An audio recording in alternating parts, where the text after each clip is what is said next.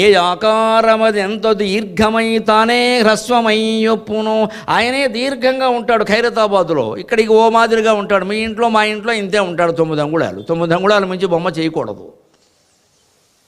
మరి ఇష్టం వచ్చిన ఆకారాలని దేవుడికి పెట్టేయకూడదండి. ఇవాళ పెట్టేస్తున్నారు బాగా పట్టుకెళ్ళి. ఓ మామూలు గణపతి, రుద్రాక్ష గణపతి, రూపాయ గణపతి, కూరల గణపతి, కుడుములపతి, ఎన్ని ఆకారాలు దేవుడికి. రుద్రాక్ష గణపతి, రూపాయి గణపతి, కూరల గణపతి, కుడుముల గణపతి, కొబ్బరి గణపతి, కూల్ డ్రింకు గణపతి, పండ్లతో గణపతి, వడ గణపతి, విద్యుత్తు గణపతి, వీధికో గణపతి, వెదురుతో గణపతి, విరి గణపతి, లడ్డూల గణపతి, గడ్డాల గణపతి, కాకీక గణపతి, కాలమెగతి. ఎన్ని రకాలు చేస్తారు. అందుకే నాకు ఇప్పుడు భయంగా ఉంది. భయము గలుగుచుండే భ్రాంతి సీసాలతో కలగలుపుతురేమో గణపతినికా.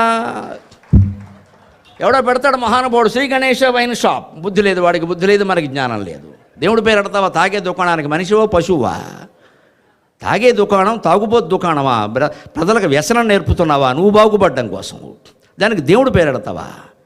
Shri Venkateswara wines, Ramalingeswara wines. దేవుడికి వైన్కి ఏం సంబంధం అండి? దేవుడు డివైన్, నాట్ వైన్. దేవుడు డివైన్.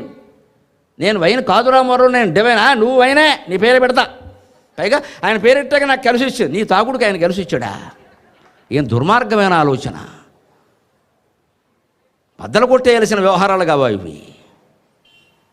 అంటే మనం ఆలోచిస్తున్నది ఏమిటి? దేవుడిని మనకు స్వార్థానికి వినియోగించుకోవడమే కానీ దేవుడి పేరు మీద ఈ దుకాణం ఎలా పడి, దాని పలహారశాల, అన్నశాల. పోని అన్నం అమ్మడమే తప్పు, పలహారాలు అమ్మడమే తప్పు అని భావించిన జాతి కదా. అన్నాన్ని అతిథులకి ఉచితంగా పెట్టినటువంటి జాతి కదా. అతిథి వచ్చి అన్నం తినకపోతే యజమాని అన్నం తినేవాడు కదండి ఇళ్లల్లో పూర్వం. అయ్యో ఇవాళ అతిథి రాలేదు, నా కోసం నేను తింటున్నా, ఎంత పాపం అనుకునేవాడు.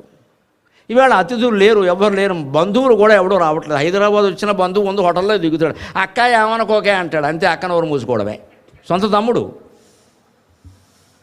ఏమనుకోకే అక్క నాకు ఆఫీస్ పని ఉంది అంటాడు. సర్లేరా బాబు అంటుంది అక్కగారు. బాబు సొంత తమ్ముడు కూడా మన ఇంటికి రాడు, హోటల్లో దిగుతాడు. ఏమీ సంబంధం లేని వాళ్ళకి అన్నం పెట్టేవారు పూర్వం. అతిథి రాకుండా ఇల్లు 3 రోజులు గడిస్తే అది సంసారం కాదు, అయిపోయినట్టే దాని పని అని చెప్పారు అక్కడ. అన్నం కూడా అమ్మకుండా అన్నాన్ని దానం ఇచ్చిన జాతి వేళ అన్నం అమ్ముకుంటున్నందుకు, నీళ్లు అమ్ముకుంటున్నందుకు సిగ్గుపడుతుంటే మద్యం అమ్ముతున్నారే, ప్రభుత్వాలే ప్రోత్సహిస్తున్నాయి.